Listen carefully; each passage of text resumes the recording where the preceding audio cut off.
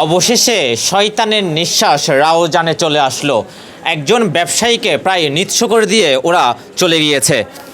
ভাই, আপনার সাথে কি হয়েছিল ভাইয়া?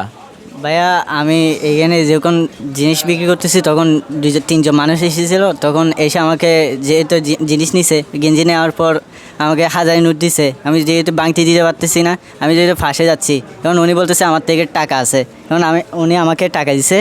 প্রথমে 1000 টাকা বাংতি দিছে, তারপর আরেকজন মানে এদের ছেলে আরেকটা বলতেছে উনি 1000 টাকা দিছে আমাকে। মনে করেন আমি বাংতি দিতে পারতেছি না, তখন উনি আমাকে বাংতি দিচ্ছে। যখন দিচ্ছি তখন আবার উনি আমাকে বারবার কি বাংতি টাকা দিয়ে ইয়া করতেছে আর কি, মানে আমাকে আমার থেকে টাকা নিচ্ছে। টাকা নেওয়ার পর উনি আমাকে সব সময় বলতেছে আমার থেকে বাংতি আছে নেন, ওরকম করে করে আমাকে ইয়া করে ফেলছে। একদিকে ব্যস্ত করে ফেলছে। হ্যাঁ, ব্যস্ত করে ফেলছে।